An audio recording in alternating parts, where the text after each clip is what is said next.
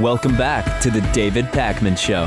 All right, we talked on Monday about the possible positive effects of Sarah Palin's Alaska on her potential as a presidential candidate, and I have to admit, I thought it was all positive. I did not even consider the latest news that we received that came as a result, the chain of events, the disastrous free fall of events as a result of the premiere of Sarah Palin's Alaska, which I don't think are going to really help Palin's presidential chances. Who knew that Palin and her family would sabotage this their own show and their own chance at winning, gaining favor, becoming in the eyes incredibly of the people. Exactly. So Sarah Palin's 16-year-old daughter, Willow Palin, used multiple homophobic slurs, including the F word, and I'm not talking about the four-letter one, to attack a Facebook user who criticized the new reality show.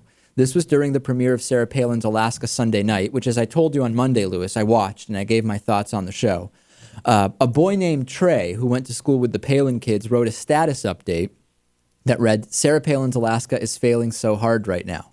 And the response from, I believe, Willow Palin was, "Haha, you're so gay. I have no idea who you are, but what I've seen pictures of, you're disgusting. My sister had a kid and is still hot." All right, so this by itself is not that bad, right? I mean, the whole you're gay thing, it doesn't look good.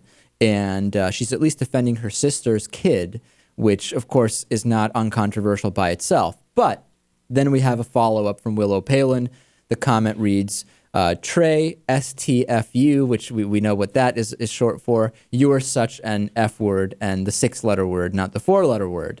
So the initial reaction from some defenders of the Palins, I guess the Palins have defenders, I don't know, was, hey, this was staged, it's not real. But the Palin family sources who are close to them actually didn't deny it at all. They said, Willow normally doesn't use this type of language, but she felt like she was being attacked along with her family. So again, Lewis, we've heard these explanations before, have we not? She doesn't normally use homophobic language, except when people attack her family.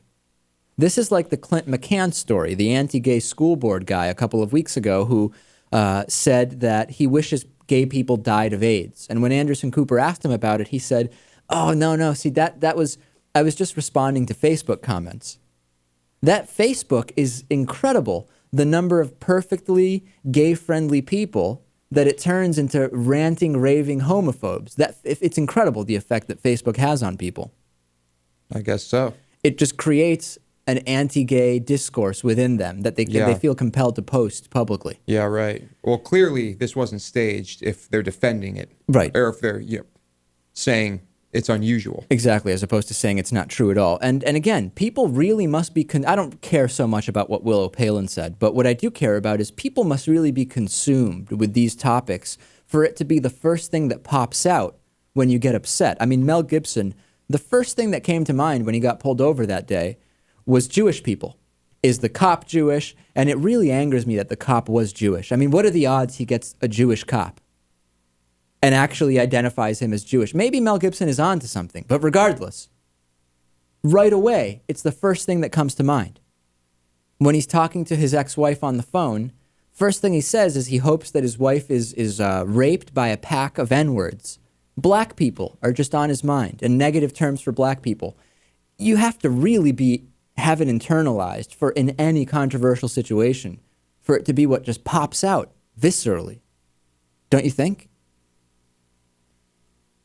Well, it's hard to say what is on a person's mind. What I'm saying is, if it so naturally comes out, I mean, Charlie Sheen, he recently was on this rant in a New York hotel room or a hotel lobby.